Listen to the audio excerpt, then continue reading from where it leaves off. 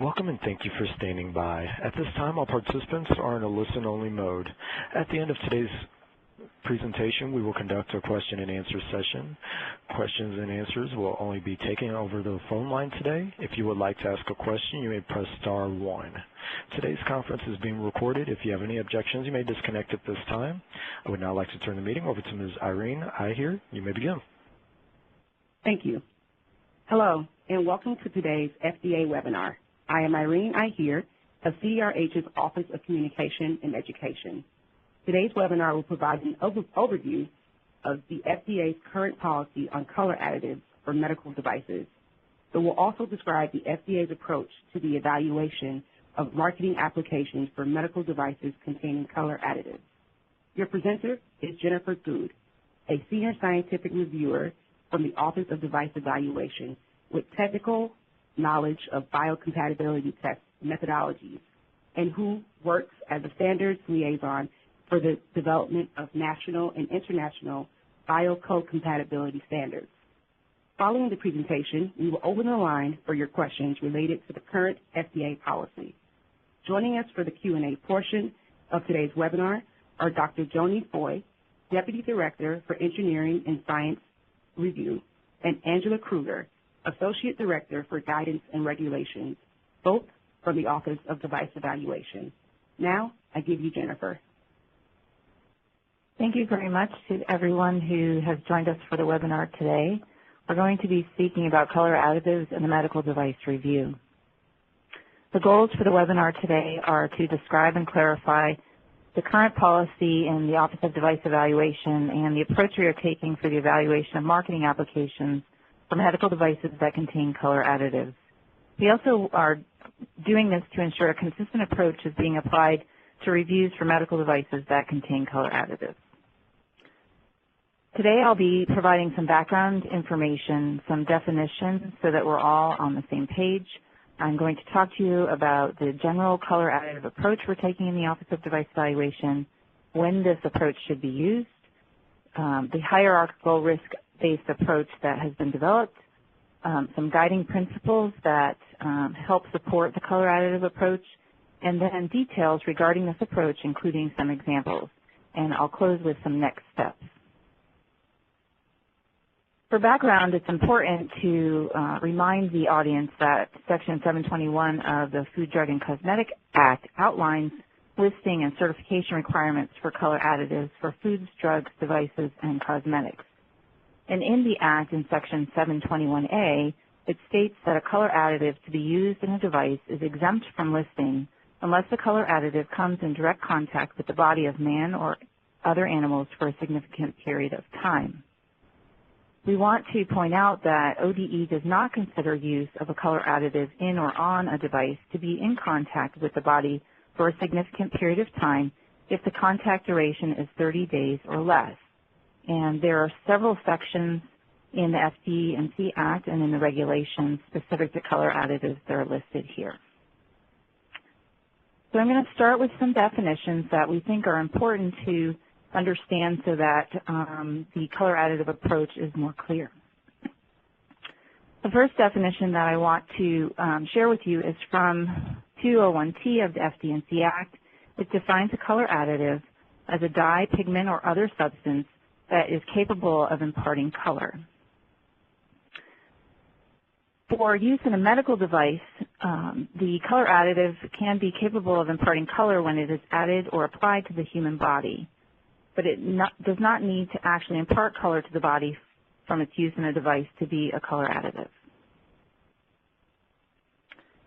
We will be talking today about U.S. legally marketed devices in terms of how these can be used as a comparison device, and this can refer either to a predicate device or a reference device which has similar tissue contact.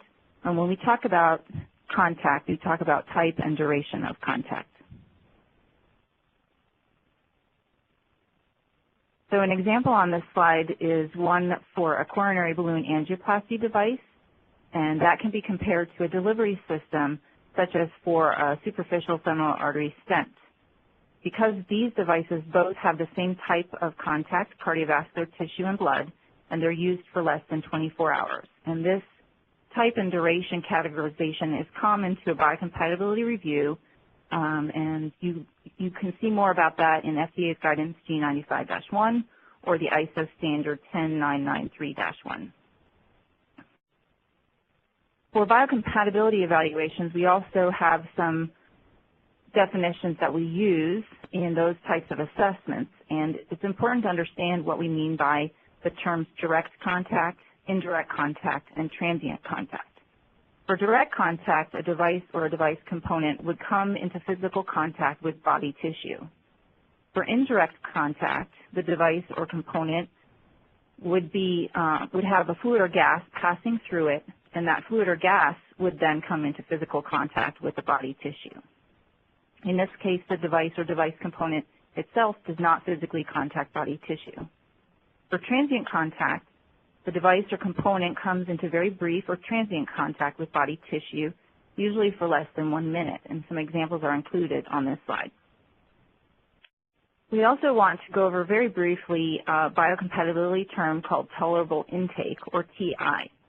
This is a dose in milligrams per kilograms per day, below which adverse systemic effects are not likely to occur. This dose is not intended to be protective for all adverse effects, so it would not be protective for hypersensitivity, but it can be used in the color additive assessment. And the approach that we use has been derived in 10993-17 if you'd like more information on this approach. So our basic approach in the Office of Device Evaluation is based on G95-1, our FDA guidance, and ISO 10993-1, which is a general biocompatibility standard. And if this information is available, that can be used for this approach. In addition, our approach is based on our current practice. This is intended to be risk-based and least burdensome, as well as scientifically based. And it essentially leverages information already available, that is, biocompatibility testing of the device in its final finished form. In addition, this approach is intended to minimize the need for additional color additive information or extraction studies to look specifically for color additive release where appropriate. So when should this approach be used? This approach is specific for marketing applications, so this means 510Ks, PMAs, de novo requests, or HDEs. The follow-up question, of course, would be, what about IDEs? So this approach is not required to initiate IDEs. However, if there is toxicity risk identified for any chemicals used to manufacture a device, including any color additives, it may be necessary for us to ask for appropriate safety information prior to investigation in humans. But of course, a risk-based approach would be used. So the approach that's developed in this document, or this webinar, is a hierarchical risk-based approach which uses type and duration of contact categories as outlined in ISO 10993-1 and G95-1. And in particular, we want to share with you that different color additive information is needed for devices or components with either no patient contact, and we have several slides in section 1 of this presentation. Devices with less than 24-hour contact in section 2, devices with 24-hour to 30-day contact in section 3, and devices with greater than 30-day contact in section 4. The first guiding principle is the current approach that's been discussed with our staff, which is to determine whether color additive information is needed per some guiding principles number 7 and 8 that I'll talk about a little bit later. And just so we're on the same page, guiding principle number 7 is specific to the type of descriptive color additive information that might be needed, and guiding principle 8 is specific to risk assessment color additive information that might be needed. And our first guiding principle says that the least burdensome risk-based approach is to be used, and the need for information in guiding principles 7 and 8 must be interpreted in the appropriate regulatory context, that is, compared to other similar marketed products. Guiding principle number 2 points out that if your marketing submission is for a new device or a device where the identified U.S. legally marketed comparison device is made by a different manufacturer, the concepts described in slides for section 1 through 4 should be followed. Guiding principle number 3 states that if you have made a device modification, the color additive evaluation should be focused only on the device or component modifications, unless the change could affect other parts of the device that were not changed. And in this case, the color additive information should be provided for the impacted portions of the device only. So an example is that if the tip of a catheter is changed, then only color additive information for the tip would be needed, unless the change could affect other parts of the device that were not changed. Guiding Principle 4 points out that when assessing device modifications, it's important to explain why the modification is not expected to affect color additive release. The types of changes that might affect color additive release include material changes or design changes. However, you may have prior testing that may help with the assessment.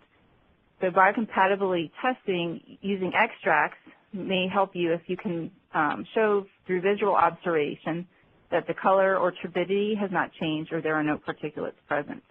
You may also have performance testing for a particular type of device that could help you determine whether or not color additives might be likely to be released.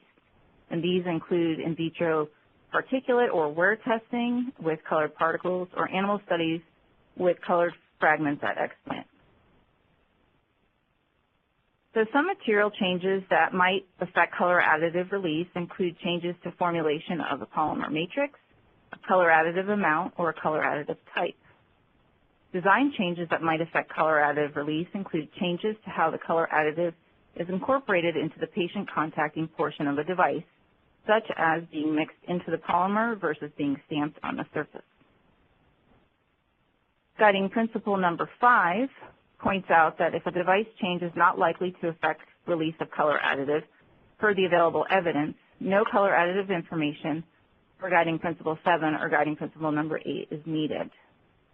However, throughout this presentation, we want to remind you that even if you don't need to provide color additive information, your marketing submission will still need to include a biological evaluation. This biological evaluation should assess the device in its final finished form in accordance with G95-1, and it may include either testing on the device and or a rationale for why testing was not performed.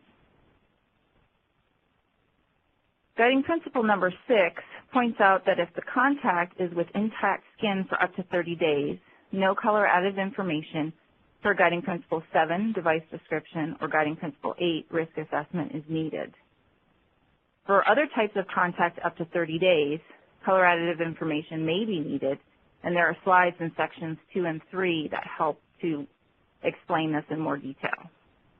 For contact greater than 30 days, regardless of the type of contact, color additive information is needed, and so we have slides specific to this as well in section 4.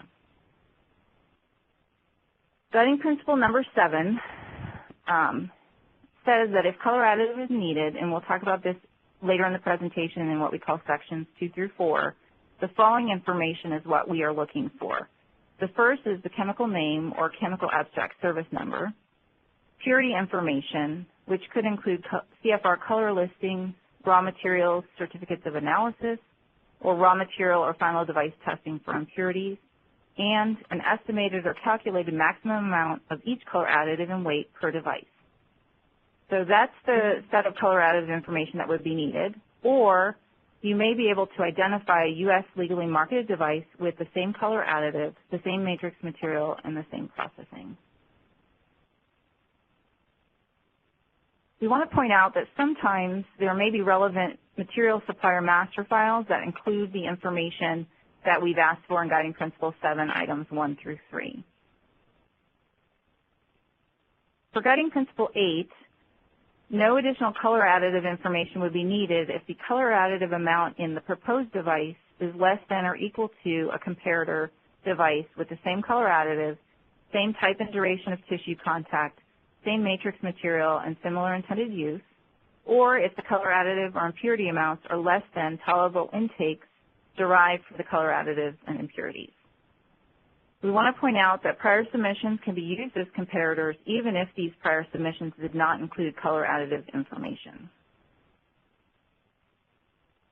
Additional color additive risk assessment will be needed if the color amount is greater than the comparator device that has the same color additive, same type and duration of tissue contact, same matrix material, and similar intended use.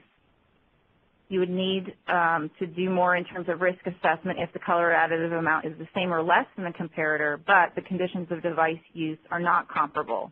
So if your tissue or body fluid interface or duration is different. So for this example, if you're comparing to a device that's in contact with the skin and your new device is an implant, those would be different conditions of device use, and therefore it wouldn't be sufficient to not need more risk assessment information. So for guiding principle number 8, I want to point out this red box on the bottom because I'm going to bring this back later on as a reminder of what these guiding principles are. And this is the decision flow. If your amount is greater than the TI or the amount in the device is unknown, we're asking that you model or determine the expected release, such as via elution testing. If the amount released is greater than a TI, then you go to the right side of this box, and the first thing you would do is a benefit risk assessment. Then if the benefit doesn't outweigh the risk, you might have to think about reducing the color additive amount in the device.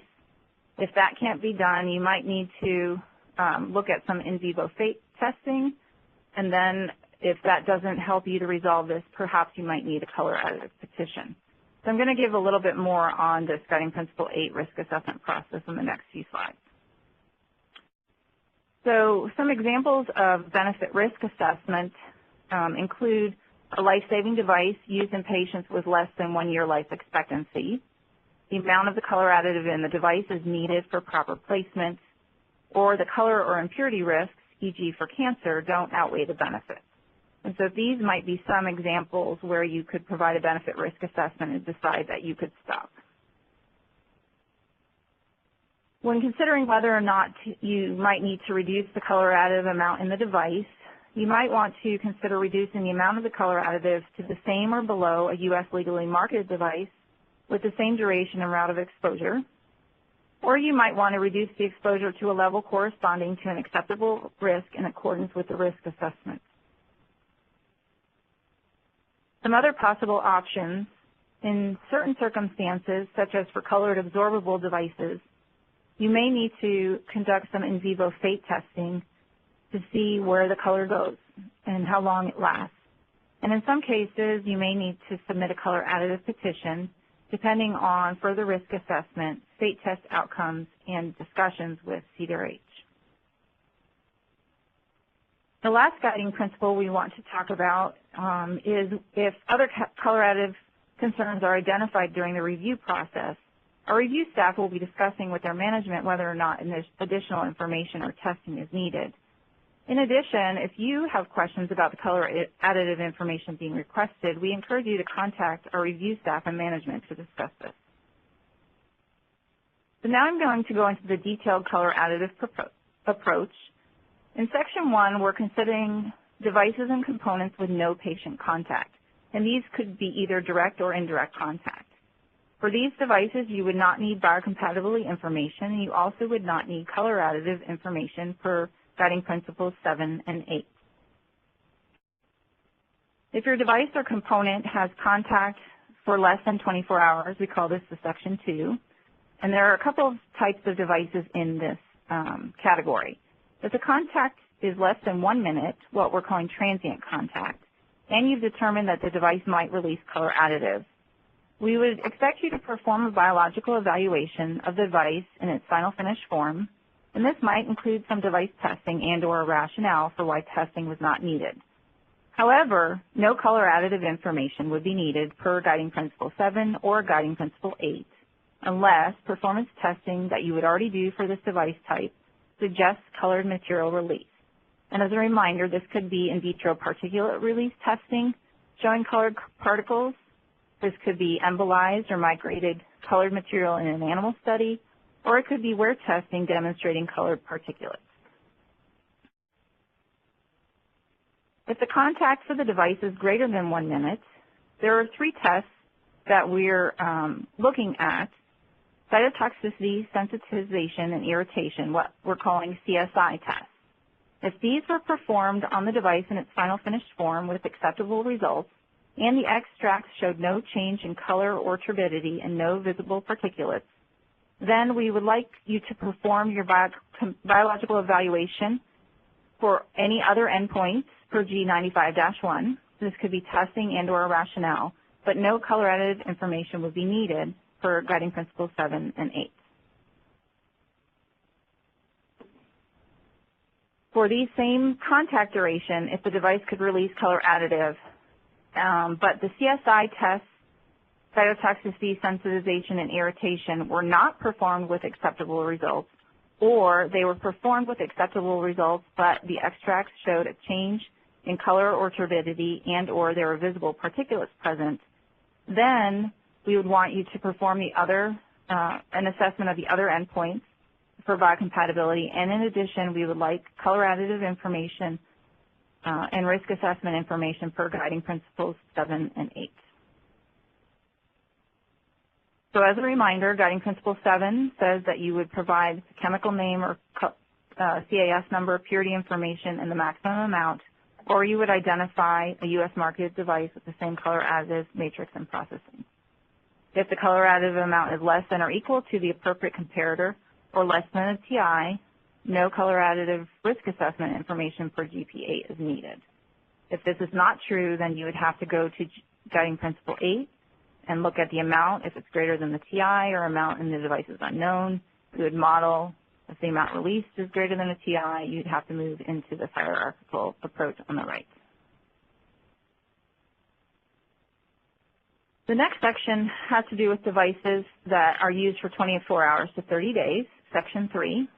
In this particular assessment, your CSI test, cytotoxicity, sensitization, and irritation, should be performed on the device in final finished form with acceptable results, and other tests identified by G95-1 should be performed on the device in final finished form with acceptable results. And your extract should have no change in color or turbidity and no visible particulates. And if all of these three are true, no color additive information would be needed. We want to remind you that repeat use could result in being in this category 24 hours to 30 days. An example is provided on this slide. So what's different between the last section, less than 24 hours use, and this 24 hours to 30-day use is the second bullet here in this square. So you may have other endpoints that you need to assess for a less than 24-hour use device, but you're making your color additive determination just on your CSI testing. For 24 hours to 30 days, you have to make your assessment based on all of the biocompatibility testing.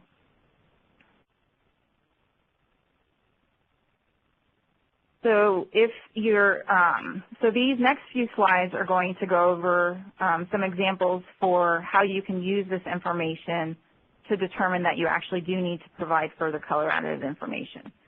So for example, if your cytotoxicity, sensitization, and irritation tests are not performed with acceptable results, or some other of your G95-1 biocompatibility tests are not performed with acceptable results, or all the tests were performed with acceptable results, but the extracts had either a change in color or turbidity, or there were visible particulates, then you would have to address these issues in your biological evaluation, and you would have to provide color additive information per Guiding Principle 7 and risk assessment information for Guiding Principle 8.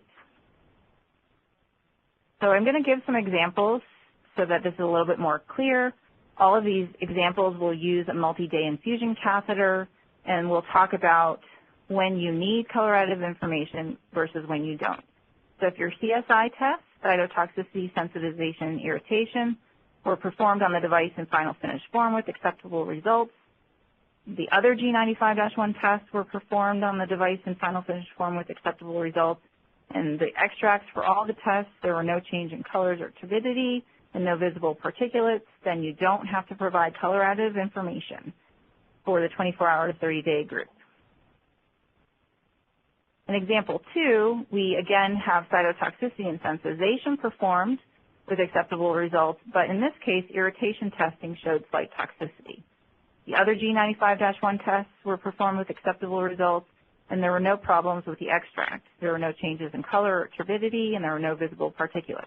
Because of this irritation test showing slight toxicity, we would ask for color additive information per Guiding Principle 7 and risk assessment information per Guiding Principle 8. In example 3, we again have the multi-day infusion catheter. All of the CSI tests were performed with acceptable results.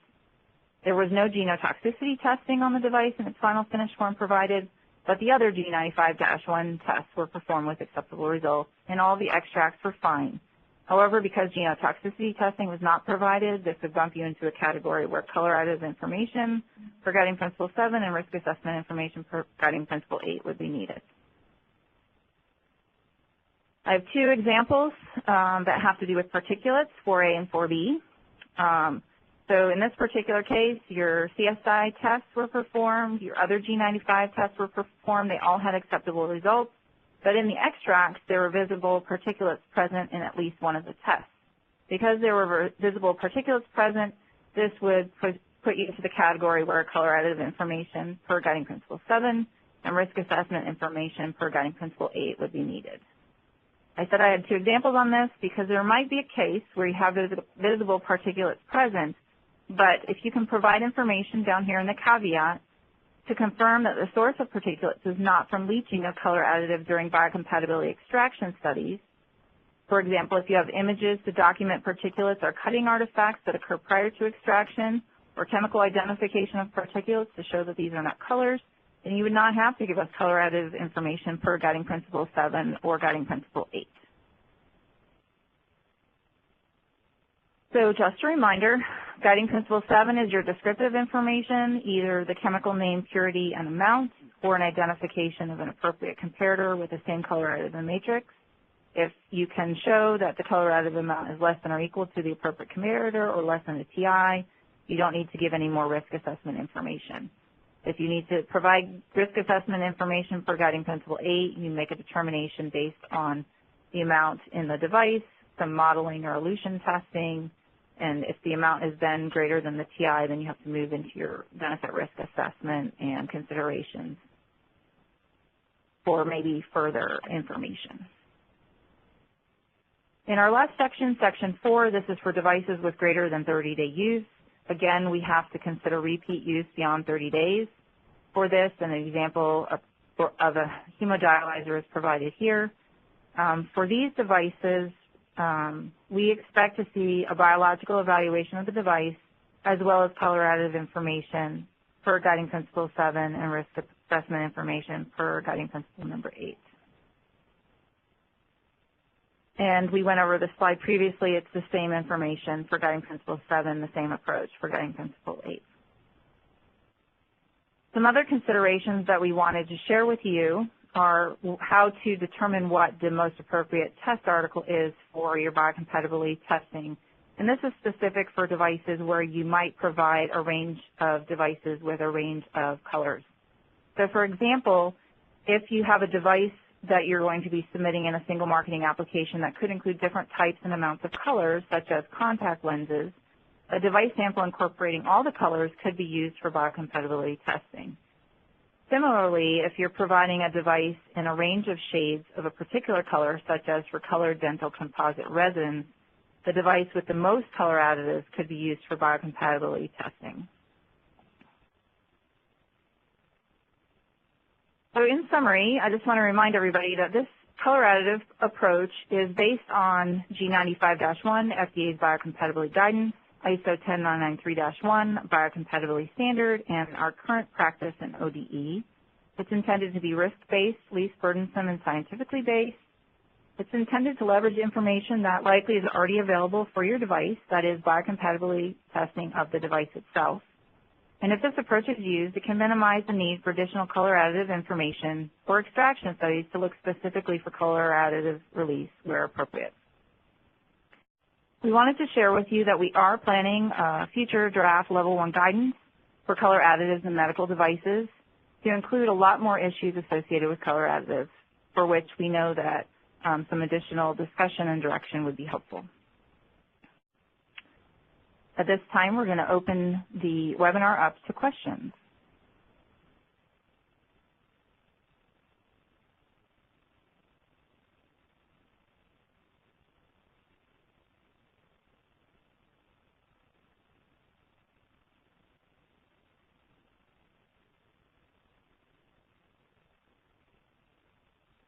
Do we have any questions in queue?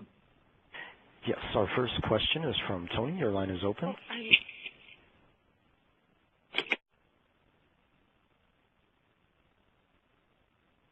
All right, I believe she disconnected. One moment, please, for the next question.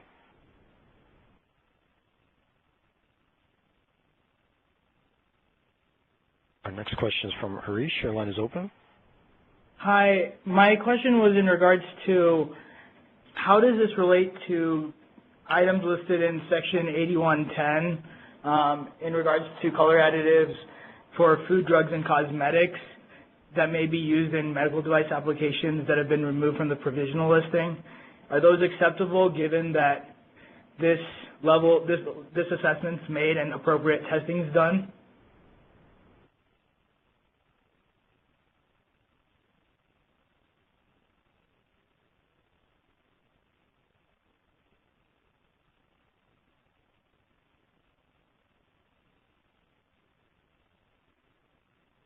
One moment, please, for our next question.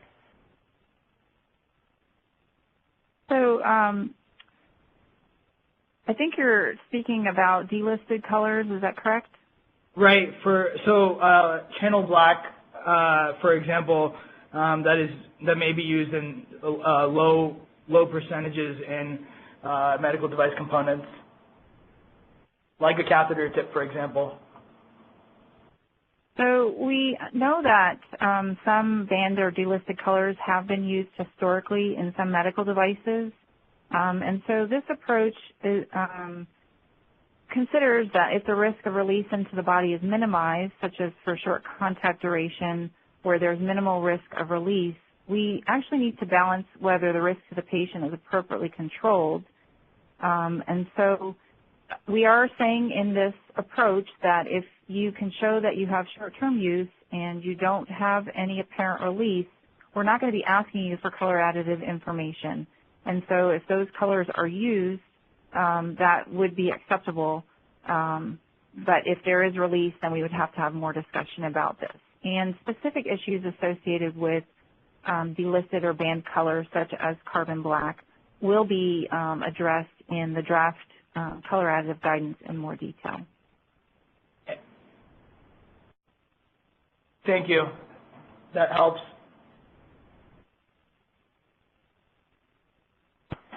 Our next question is from Sharon K. Smith with H&S Sharon Smith Farms. Your line is open.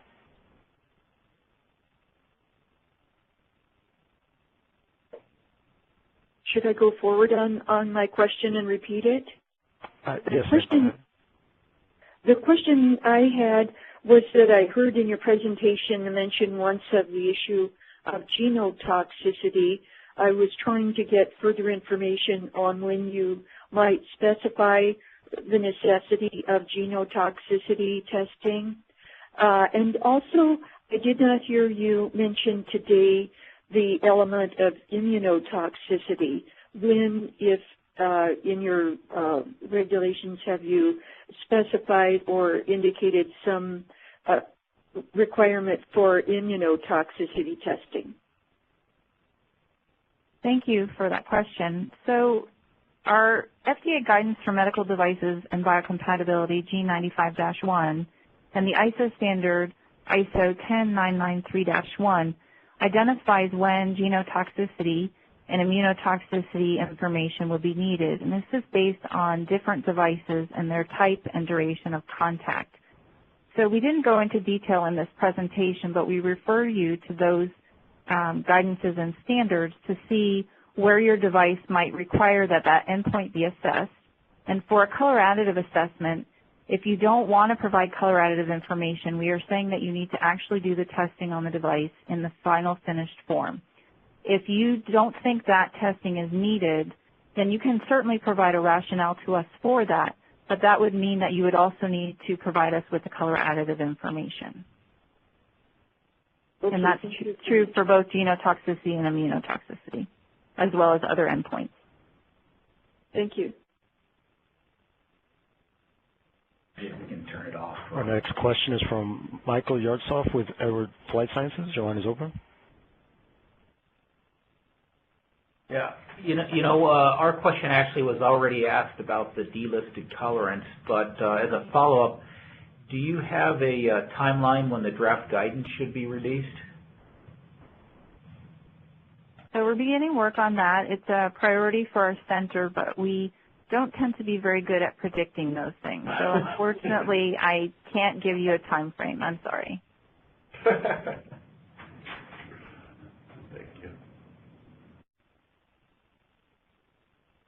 Our next question is from John Schaefer with CFI Medical. A couple of related questions. We make a number of devices in the general territory of surgical drapes and equipment covers.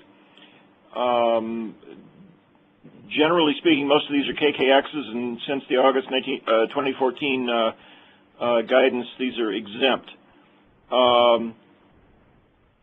The general principle, as we understand it, is that when a device is exempt, we're obviously not making a submission, but we should hold the information that would have gone into the submission in our DMR technical file for FDA's review if they should deem that to be necessary at a later date. Is that principle also applicable to colorants and to the discussion of today's webinar?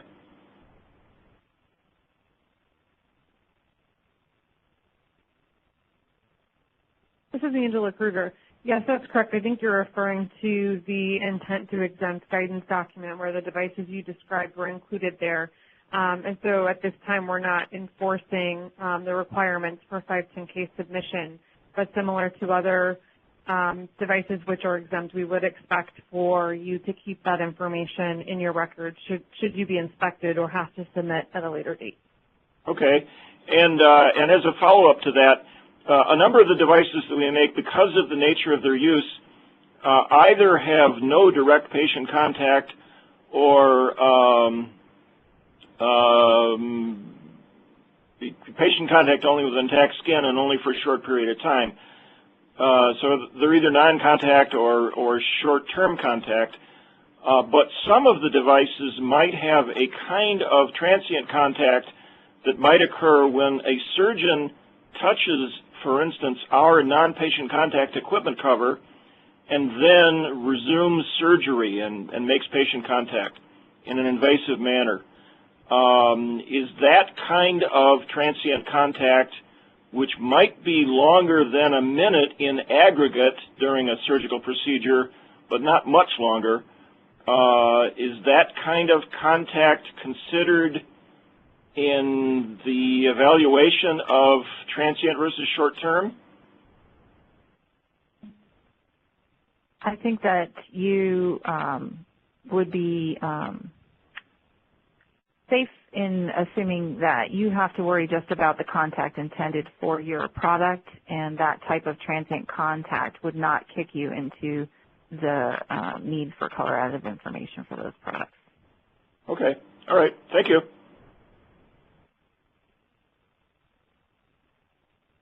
The next question is from Marissa Lodom with Celestica. Your line is open. Hi. I have a question regarding the impurity testing you had discussed. If I'm receiving parts that have a color additive, just a plastic part from a supplier that has a color additive, do I need to request impurity testing from them for every shipment, or is this a one-time sort of submission that we require? So I think that you should be working with your part suppliers to determine whether or not they're changing their color additive information that's coming to them. We generally ask for information on a one-time basis to show us how you and your suppliers are working together to assure that the toxicity risks are minimized. But we do recognize that color additive suppliers may change things over time, and it's important for you to be aware if a change is made by them. And so you would need to come up with some agreements with your suppliers so that you're assured that what they're giving you is reasonably understood to be the same every time. Okay. And meets the specifications. Okay, thank you.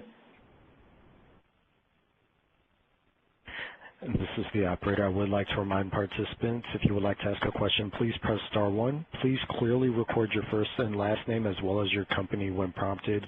Those pieces of information are required to ask your question. Our next question is from John Ainoni with Toxicon. Your line is open.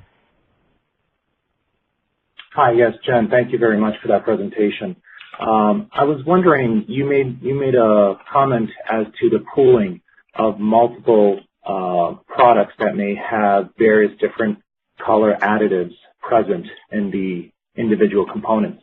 Is there any direction that you would suggest in terms of the concentrations or ratios in order to minimize any potential dilution effects and reduction in concentration of a adverse chemical constituent?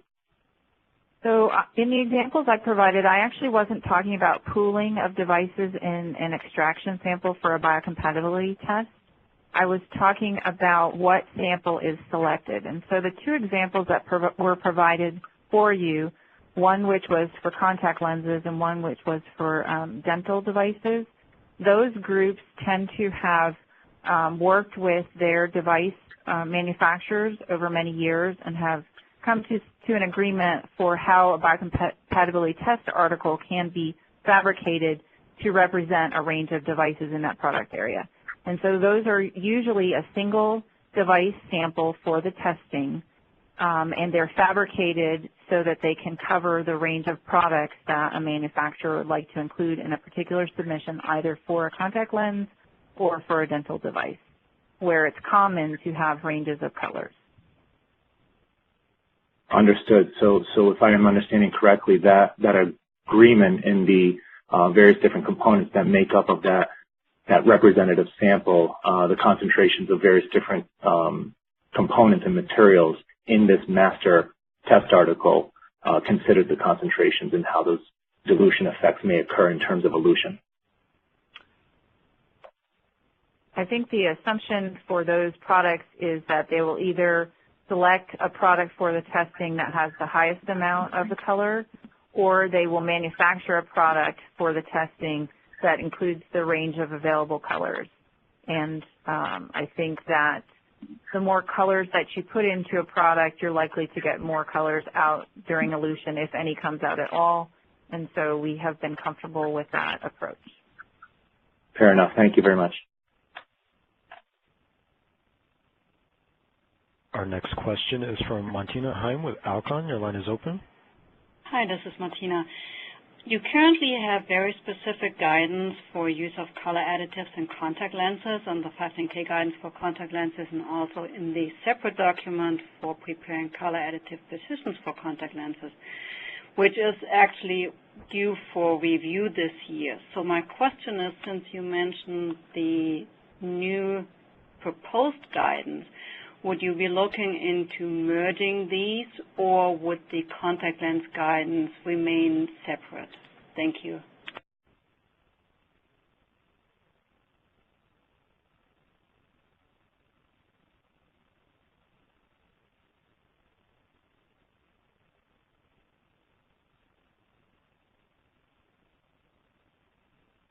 Hello, this is Dr. Joni Foy from ODE.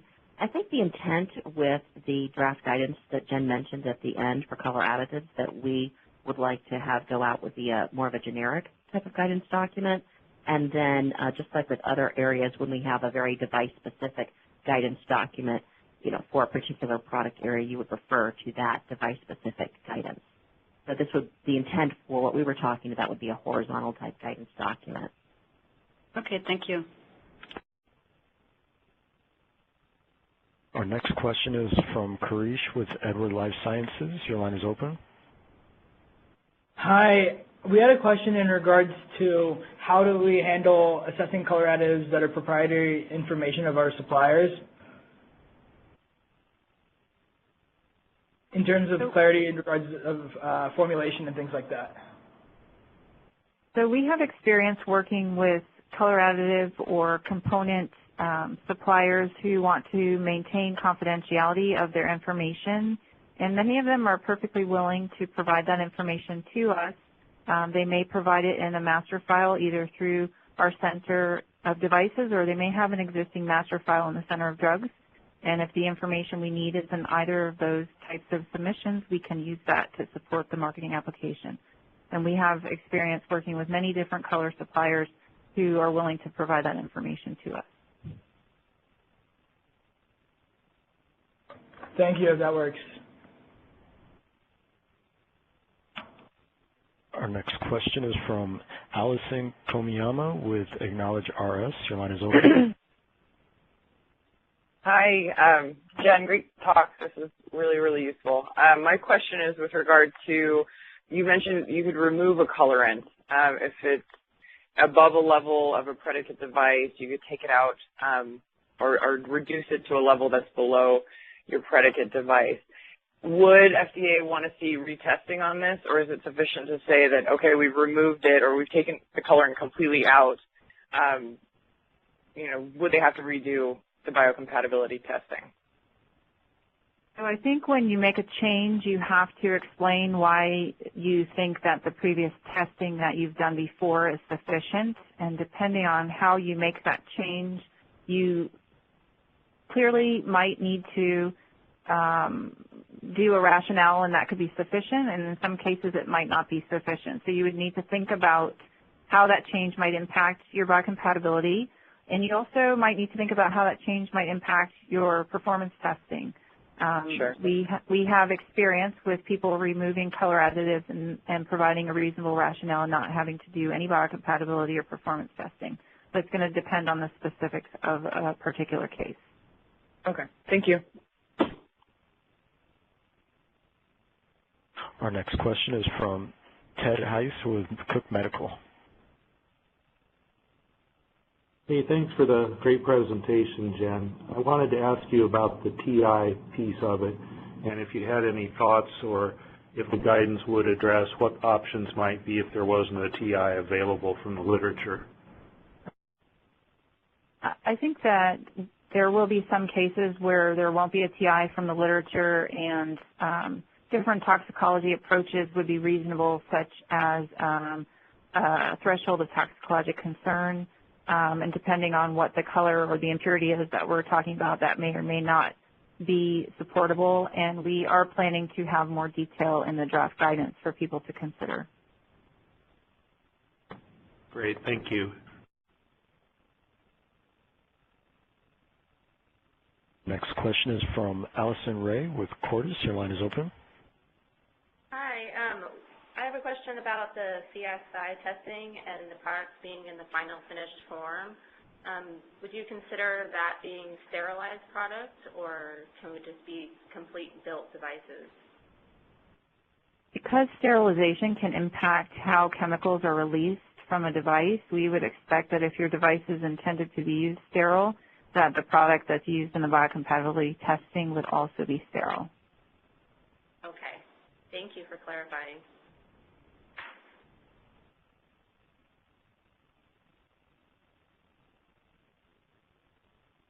Our next question is from Bob Duffy with Bob Duffy Associates. Your line is open. You had mentioned that you had received information from multiple material suppliers in the way of their supplier master files. Is there a plan to have some kind of a listing of what information you may have that we can refer to, or should we always need to just go back to the manufacturer and try to figure it out that way?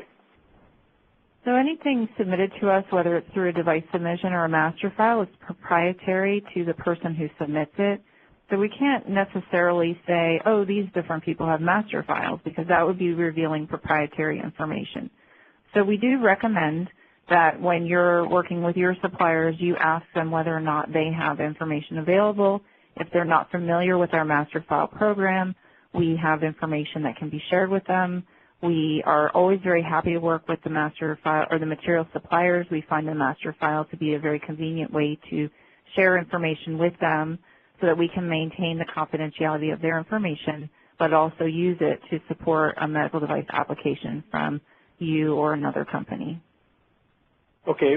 Well, in the case that either you don't have the material supplier master files or the supplier is not willing to release that information, to us as a submitter, is full testing in accordance with the G95 and acceptable results using the complete finished device in its final form with all acceptable results, would that be acceptable in lieu of the information per guiding principle 7 and 8?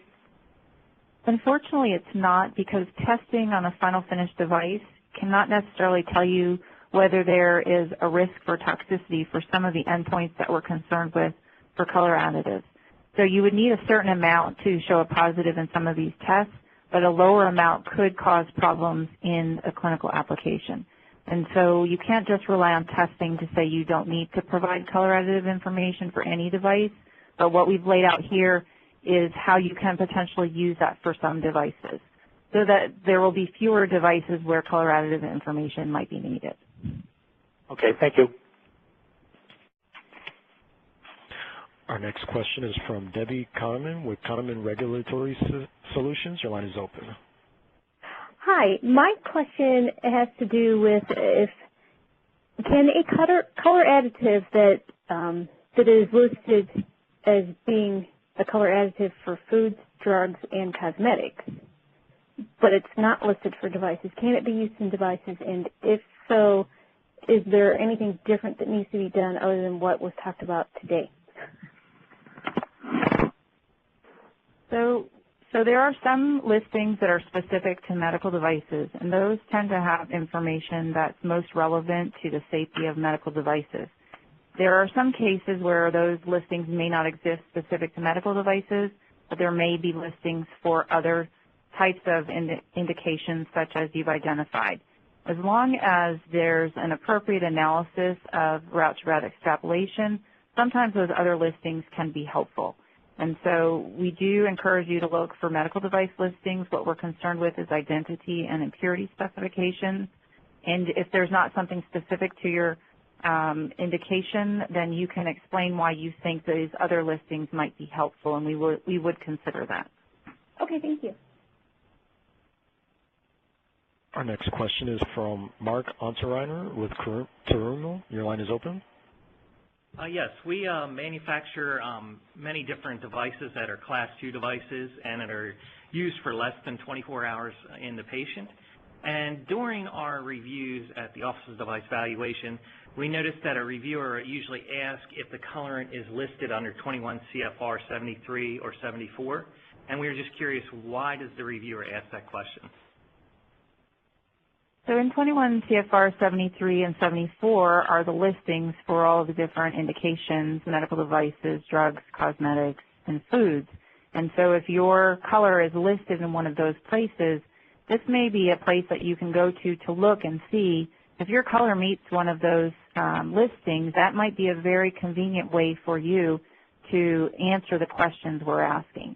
And so some material suppliers, some color additive suppliers will say, my color is certified to meet these identity and impurity specifications. And if you can get that from your color supplier, it's a piece of paper and it's very fast for you. And so we will sometimes point out to device manufacturers that this is a mechanism that may be helpful for you to quickly answer this question. Okay, instead of doing like extraction testing or some other testing?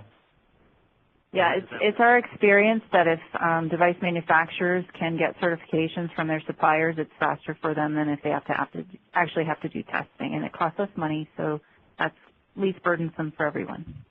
Okay, thank you very much. Our next question is from Kim Geisler with Beck & Dickinson. Your line is open. Hi, yes, thank you for taking my question. I have a question regarding changes to color and additives and the decision as to when to submit a 510K for those changes.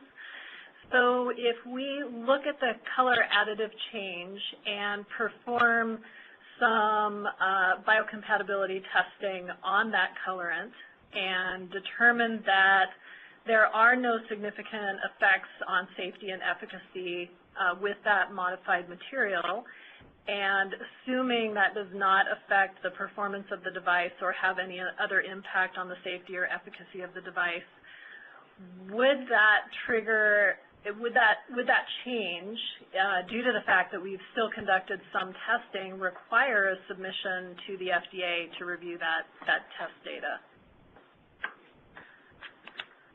So are you talking about devices that are used for greater than 30 days or devices that are used for less than 30 days? One more question. Are you talking about maybe changing from a red color to a purple color? So in our specific case, we're talking about Class 2 devices which are in contact for less than 30 days, and the color would be the same. So we're really talking about a change to the formulation of that colorant. So if you change anything about your device, including a color, and your device use is less than 30 days, and you do a complete set of testing and you're for biocompatibility, and you see no color change in your extract, you see no particulates in your extract, and there are no adverse findings from any of that biocompatibility testing, you would not need to tell us about the color additive information. And I'm not sure if you would actually need to, if that were the only change you were making, I don't know that you'd need to submit a 510K for it, and I'm looking at my colleagues to see if they agree with me. If that were really the only change, I don't know that you'd need to submit a 510K, but you should certainly keep that information in your device master record. Great. Thank you for that clarification. Our next question is from Nancy Tatai. Your line is open, and please state your company. Hi, I'm from the Bemis Company. We provide plastic packaging for medical devices, and I was wondering if the colorant information is required for the application to FDA. We get the question from our customers to provide to you with their submissions. So are you talking about packaging that would go around a device in a box, or are you talking about packaging like there's a liquid component that's in a vial and that's the package? It would be like flexible packaging would be like a pouch that the product is put inside, and then the pouch is sealed, and that's how it's stored on the shelf, or however it might be before it's sterilized at the hospital, say. But it would be in contact with that device until it's used. So we have had some discussions with packaging suppliers when they're making major changes to their packaging. We do ask companies to think about if their packaging is changing, could that impact the device overall biocompatibility. So I think this particular question is very specific, and we might want to follow up with you if you're willing to send me an email. Because I'm not exactly sure why colleagues of mine might have asked you for that information, and I think it might be that we might need a little bit more detail about what your specific situation is. Oh, and it's a little more general. It's my customers are asking me. I think they're presuming that you might need to review it when you review their submission. So we do encourage our device manufacturers, whenever a supplier is making a change that they think might impact biocompatibility, that they be made aware of those changes so they can make a judgment on whether or not they think it would impact their overall device. But I don't know that we would necessarily ask them for that information. Okay, thank you. Next question is from Aaron Gee with Fujifilm. Your line is open. Good afternoon. Thank you for a nice presentation. My question would be, if our device, so we have two different kinds of devices, device A and device B. Device A is a kind of a bronchi contact device, and device B is esophagus, the stomach contact device. If we try to expand our IFU of class 1 device, do we need from the bronchi to bronchi and esophagus to stomach? Do we need to do the colorant test? I'm having a little trouble understanding your specific question. It sounds like you may have some devices in contact with the bronchi and some in contact with the stomach. I don't know where the color is, if that's in the devices or if it's in the IFU. Yeah, I'm sorry, I didn't explain very well. Now the company decided to expand the device A, which contains the colorant, from the bronchi to bronchi and the esophagus and the stomach. In that case, do we need to perform the colorant biocompatibility study? So what I understand you to say is that you have a device that's in contact with one type of tissue, and it may now be indicated for a tissue with a different type of contact that may be more acidic. I think that what we're saying in terms of this particular policy is if you do biocompatibility testing and you don't see color coming out in those tests, then you wouldn't necessarily have to provide further information on color. However, if you do see color coming out, then you would have to give us more color information.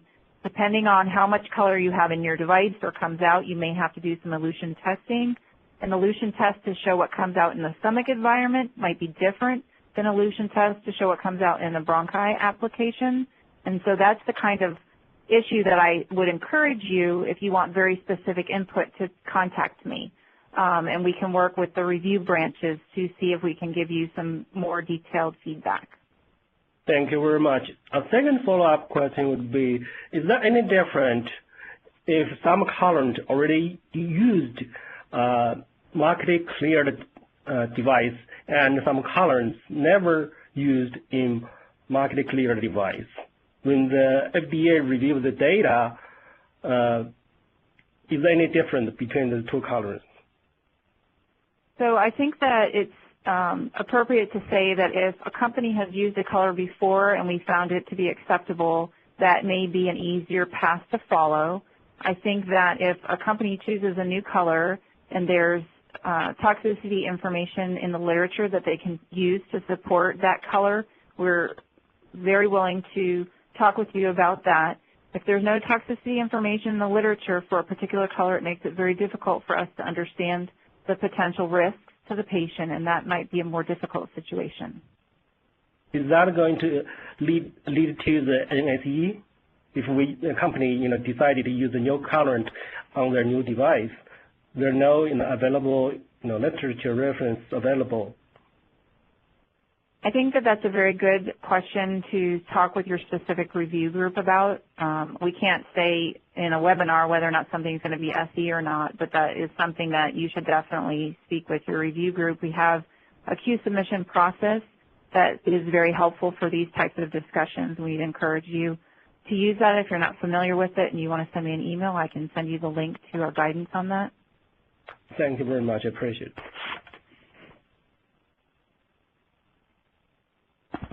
Our next question is from Mr. Rollins with Nelson Labs. Please state your first name. Your line is open. Yeah, this is Thor Rollins from Nelson Labs, and thanks, Dan. You did a great job. The question I have is for the Guiding Principle 8. You mentioned that we could use the TI to look at the compounds in the ink for a toxicological evaluation, but I didn't see any reference to a toxicological exposure calculation afterwards. I just wanted to see if we were okay to evaluate those compounds using a TI, or do we need to also include or consider the TE? So we use the concept of a TI for the purposes of this particular training. We know there are a lot of more complex issues specific to risk assessments using these types of derived limits. Part of the color additive assessment is to try and understand exposure. The first part of a risk assessment might be to estimate exposure, and if we agree with that type of approach, that would be reasonable. Sometimes we actually have some questions remaining, and we would ask for either modeling or some elution studies to support that if there are remaining questions. Okay, great. Thanks, Jen. Our next question is from Stacy Alberto with Boston Scientific. Your line is open. Hello, I'm going to field this question. This is Alan Hood from Boston Scientific. For parts that are in contact for greater than 1 minute and less than 24 hours, does the submission need to state why a new color additive or a new use of a color additive is not released to support not providing color additive specific information, provided that supporting biocompatibility testing or data is included.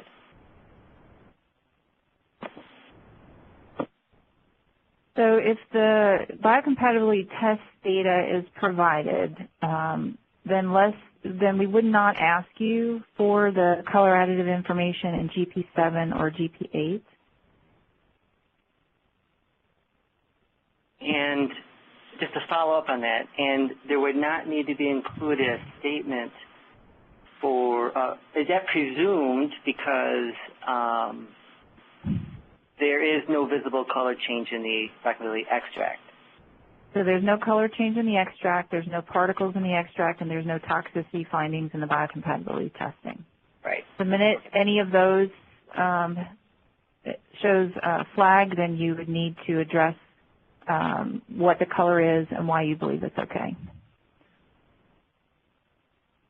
Okay, thank you.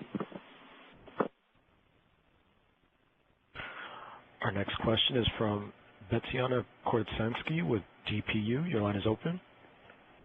Hi, I have a question about surgical sutures. I think it was already answered with the context, but for surgical sutures, the colorants are very well defined, and for any new colorants, we need to initiate the colorant petition. So this guidance would not have any impact on that. Is that correct? That's correct. Okay, thank you. Our next question is from Tanima Atani with Boston Scientific. Your line is open.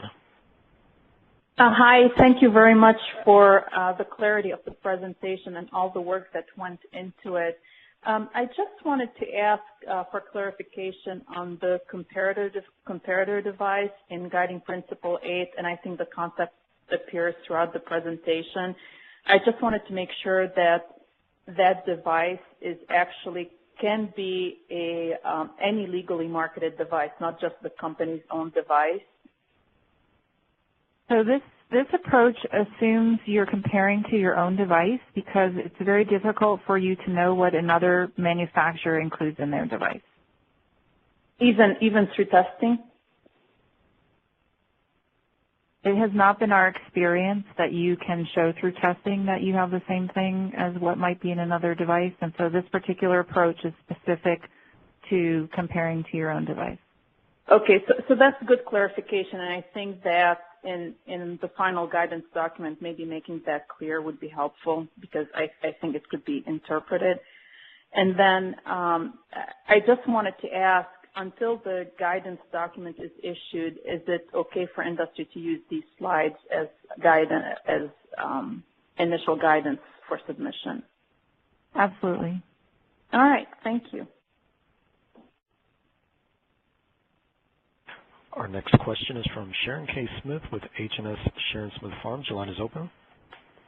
Yes, I didn't see mentioned beyond the CSI any particular statement in regard to carcinogenicity. It seems that the CSI was more particular to issues of cytotoxicity rather than carcinogenicity. Was there mention in that, in the regulation somewhere, what the requirements were in regard to considering issues of the cancer-causing nature of the colorant? So for the purposes of this approach, we're using the G95-1 and ISO 10993-1 approach, and we're saying you don't need color additive information for devices used for less than 30 days if particular criteria are met. For these devices, carcinogenicity is usually not an issue. For colors, carcinogenicity may be an issue, and that is why we are asking for color additive information for devices used for greater than 30 days. And those are the only devices, according to G95-1 and ISO 10993-1, where carcinogenicity should be considered. And so normally for medical devices, we do not ask for carcinogenicity testing. For this particular approach, we're talking about biocompatibility testing, but it doesn't apply to carcinogenicity because that issue is not addressed unless a device is used for greater than 30 days. Does that help? Yes, thank you. The question I have in furtherance of that is there an organized list of color additives that have been used and have already been found to be carcinogenic? Is there such a list organized? Would that be in a toxicological compilation or something of that nature? So that we sort of have a starting point from which we already know it's cancer-causing or cancer-producing, especially some of the mentions of the red dyes and such. So there are lists in the CFRs. Some of the colors are limited to the amount that can be used. Some have impurities that we know could potentially cause cancer, and so those impurities are limited. And then there are some colors that are delisted because of the cancer-causing potential. And so there's information on both the FDA website and the CDRH medical device website specific to color additives that identifies the various listings in the CFR where you can find that particular information.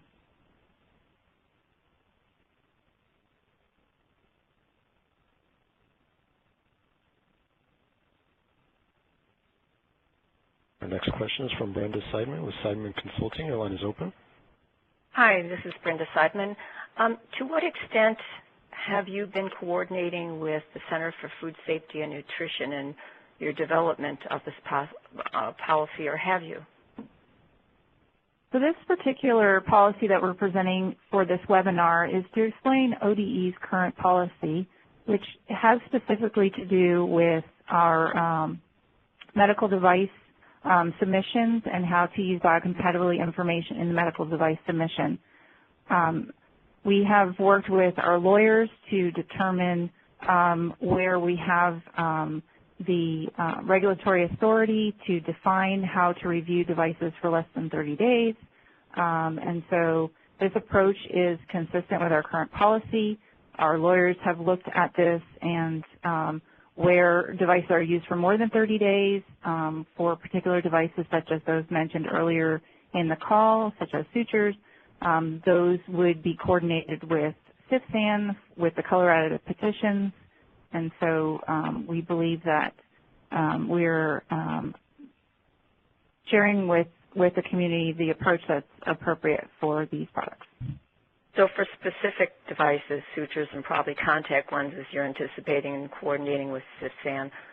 But in terms of your general scientific approach, I'm not talking about the legal approach right now, but in terms of your scientific approach, have you been coordinating with CFSAN?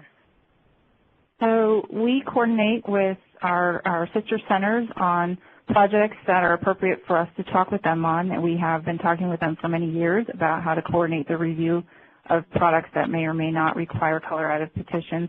It's a pretty common discussion that we have. Okay. Thank you, Jen. Our next question is from Casey with Merit. Your line is open. Yes, I have a quick question on the evaluation of a pigment versus a dye, because we know many of the pigments are inorganic in nature and inert, and they're supposedly entombed in the polymer matrix. And I think the approach could vary that way versus, say, an organic dye that could leach.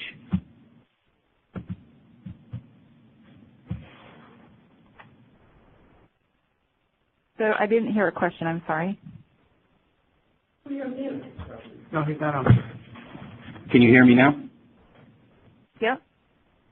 Oh, okay. So my question was, how would your toxicological approach vary based on the differences between dyes and pigments?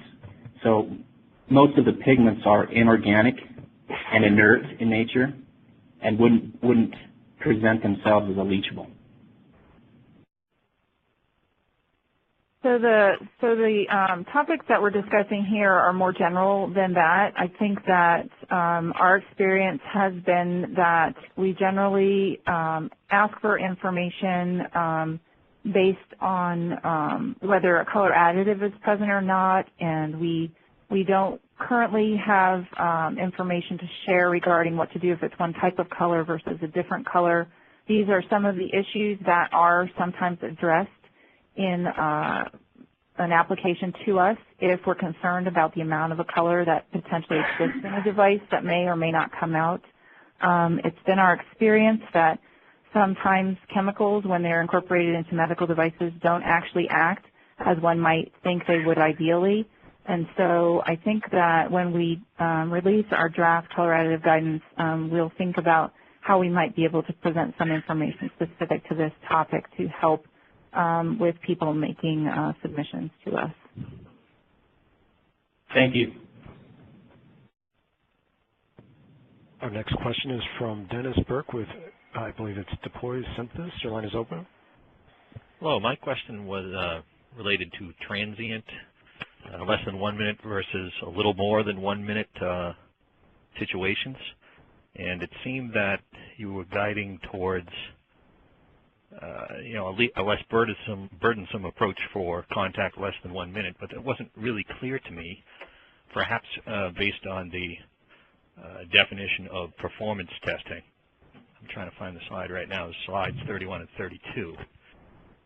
For example, oftentimes when somebody performs a biological evaluation, including for the transient contact category, they're going to do the CSI.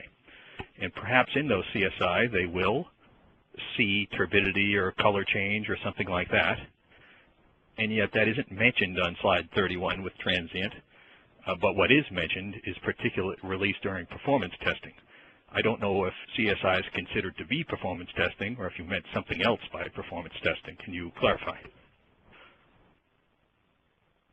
So for the transient less than 1 minute contact, we were thinking about other performance testing besides biocompatibility that you might already be doing for a product. And so one of the things that we were thinking about was, for example, if you had a coating on a needle, and your needle, normally you wouldn't be thinking about colors being left behind, but if the coating were colored and could come off, we might ask you, does the coating come off just through a normal review? And if it does, then you might have to think about the colors.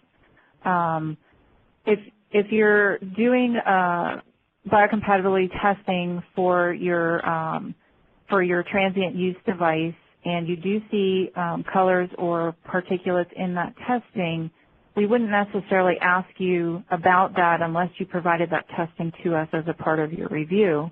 And then if we saw colors or particulates in that testing, we would probably ask you, why is that okay? And what are those colors, and are there any concerns with them? Okay, so the guidance would be if you do see color or particulate come off in CSI for transient device, please consider that under our biological evaluation in general. But that doesn't mean that we'd automatically need to go to GP7, GP8. Yeah, I think we would probably want to talk with you about that if you saw that. Okay, thanks. Next question is from Marcus Duffin with No DK. Your line is open. Hello, can anyone hear me? Yes. Perfect. So yes, I'm a little bit of a different scenario. My company is actually a semi-startup where we export our medical device specifically to foreign governments. And one of the reagents that's in our medical device is non-FDA approved, but it's manufactured by an FDA-approved facility. And I'm curious as to whether or not there may be any legal ramifications for them for adding color additives, since the FDS sheet and their classification with the health department in Pennsylvania states that it's a clear solution. Would they have any legal repercussions for adding this if we're not selling it domestically?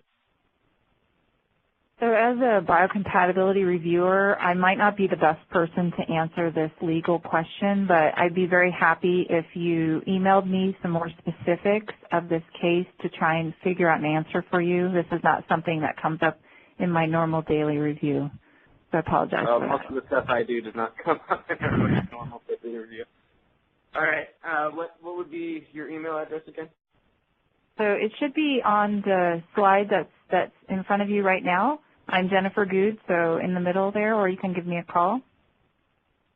Unfortunately, my Java is not working or allowing me to see the slideshow, so I've been kind of just having to listen in.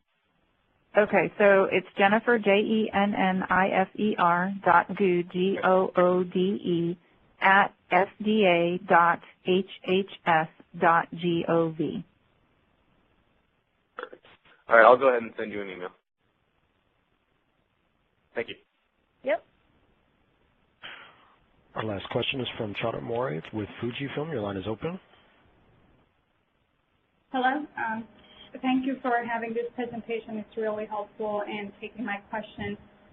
This is in regards with the slide number 32, basically about Class 2 devices which are in contact with more than 1 minute but less than 24 hours. We have been recently submitting a detailed CSI test which provide acceptable results, as well as they are eluting the extract which do not provide any color or turbidity to the eluent. And if there is a color or a particulate observed, we provide a source of the particle as well as the nature or the chemical composition by the FTIR method. Although giving all this information, we have been repetitively asked for the colored additive information per guidance principle 7, such as cast number, percentage purity, and also questions on the batch certification from supplier. So we were wondering why is that so?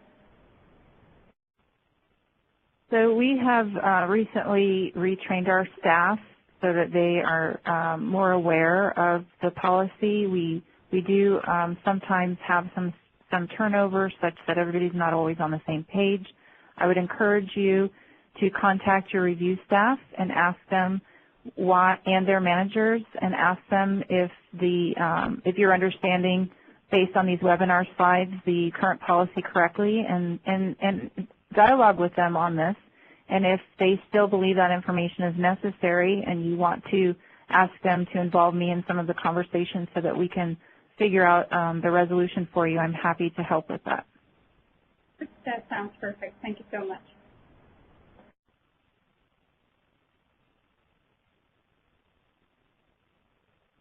Thank you.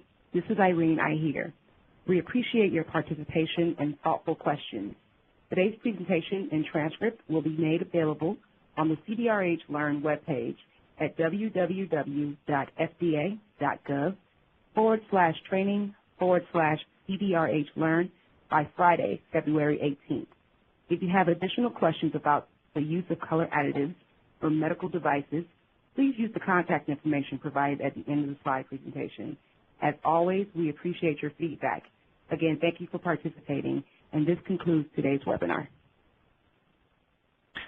Thank you for participating in today's conference. All lines may disconnect at this time.